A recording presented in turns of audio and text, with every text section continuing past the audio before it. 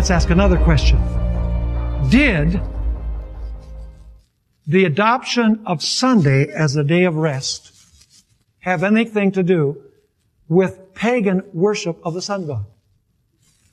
For this, I want to go back to what we talked about in our last lecture, Ezekiel chapter 8, verses 16 and 17. You remember that Jerusalem was going to be destroyed, and there was a group of leaders in the temple, and they had their backs to the temple, and they were worshiping the sun. You remember that?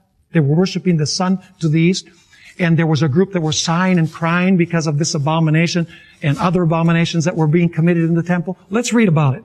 Ezekiel 8, 16, and 17.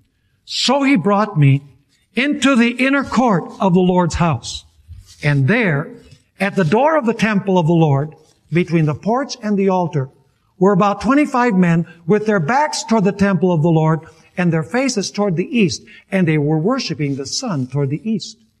And he said to me, have you seen this, O son of man? Is it a trivial thing to the house of Judah to commit these abominations which they commit here? For they have filled the land with violence. Then they have returned to provoke me to anger. Now let me ask you, did John Paul II make any connection between the pagan worship of the sun and Christian worship on Sunday? I want to read an amazing statement that he makes in Dies Domini, paragraph 27. You remember last time that I asked the question whether worshiping the sun is the same thing as worshiping on the day of the sun? Remember that? And I showed that in principle, worshiping on the day of the sun is the same thing as worshiping the sun. In principle, it's the same. Because God didn't make the sun for worship. If you worship the sun, which is a secular object, you're practicing idolatry.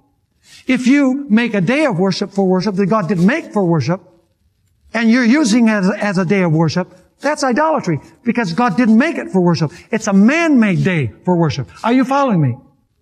Listen to what he says in paragraph 27. Wise pastoral intuition suggested to the church the Christianization of the notion of Sunday as the day of the sun. In other words, the day of the sun, he's saying, was Christianized. It was adopted into Christianity, and Sunday became the day of Christians as well as the day of pagans. I don't say it. John Paul II says it. And by the way, I don't know if any of you have ever been to the Vatican Museum. It is an amazing sight to see. The one thing that amazed me more than anything else is to see the number of sunbursts that are found there in the Vatican Museum. Not only in the Vatican Museum, but in Roman Catholic cathedrals and churches. There are sunbursts over the heads of saints. There are sunbursts on the altars, on the glass-stained windows, on the works of art, on the chalices, on the vestments. There's sunbursts, rays coming from all over the place. This does not come from the Bible. This comes from ancient paganism.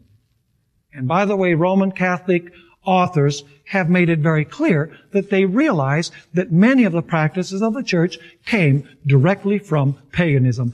And in Dies Domini, John Paul II is admitting that the day of the sun was Christianized.